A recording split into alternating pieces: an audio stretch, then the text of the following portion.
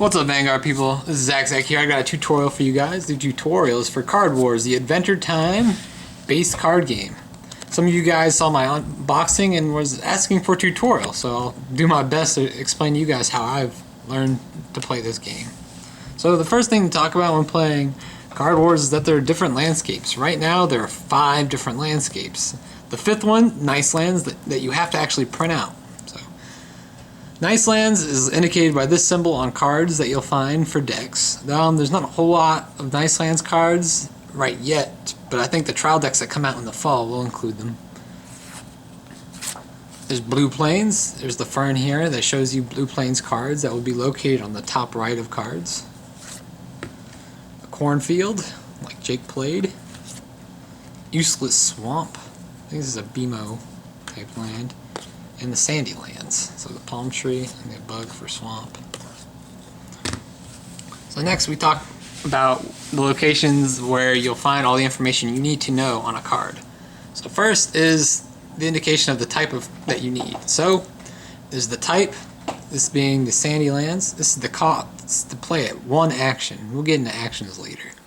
Attack power and defense. So it takes cumulative damage. So say it gets attacked by an exact copy of this card, it'll take 2 and keep 2 on it unless you do something to heal it or whatever. And when it takes the amount of its shield, it dies. And this is referred to as defense and attack. And we can look at, there's lots of slime. So here's one for Useless Swamp. You could see swamp, or if you don't, it says Useless Swamp Creature. So you need at least 1 landscape of Useless Swamp to play this. And we have the corn version, so you have a corn right here, 1 action, no attack, as the effects here written. There's a blue, so you see the fern in the top right. The actions are always right here. And that's the Nice Lands. So in addition to the types and the actions, so you get 2 actions a turn.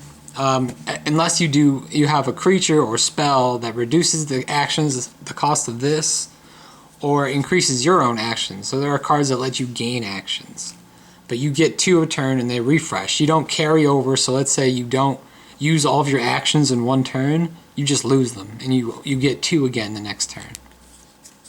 So first we have a Paladin, so you can see he's a Blue Plains creature. He's got 2 actions, so he requires both actions that you would normally gain in a turn to play. 7 defense, 3 attack. Now we have a building. This is the second type of card. So first you saw that we had a creature, and we have a building for Useless Swamp that costs 1 action. Buildings go underneath where creatures go, so they support the creature that they're in a lane with. We have spells being the last type. So this doesn't have attack or power, so you can play as many as you can afford with actions. And then we have another spell, but it's a 0 cost spell. So you have 0 action cards that are pretty useful in making your deck, and each deck should include some.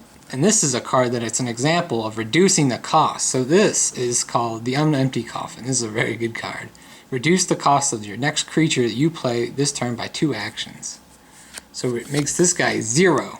So before I said that he was a Blue Plains, so I need at least 2 Blue Plains right now to play him. Now the way me and my friends have been playing is if you reduce the cost of something, so this would be 0, I don't think you would need any Blue Plains to play this card, but I don't know the official ruling on that. This is how we've been playing, because there are creatures with 4 actions in trial decks, even though you only have 2 sand and 2 swamp, for example, that cost 4, but they get 1 less cost for each creature you play that turn. If you play 2 zeros, he's a 2 cost creature, 2 sand, well, now you can play him. So that's kind of a rundown. The other thing is when you build a deck, you can only have 4 landscape on the field at a time. So this is how your field could look, and so that this means that you can only play 1 creature on each landscape. So I can only play creature here, a creature here. In the building, their position goes underneath the creature. So this card's effect says draw a card if you control a creature in this lane. Well, if you control a creature in this lane, discard a card. So this would go here. You have one action so you can play it, but you can use this ability, and its ability is Floop. So Floop is like tapping in Magic. You tap the card to use its action. We can get a match in too. It's actually a pretty good game. The matches can either be really short or really fast, depending on the start that your opponent gets.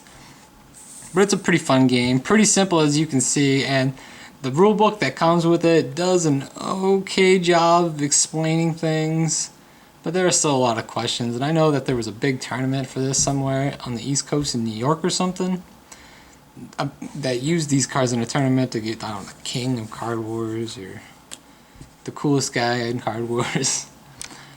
So that's the tutorial. Thanks for watching, Vanguard people.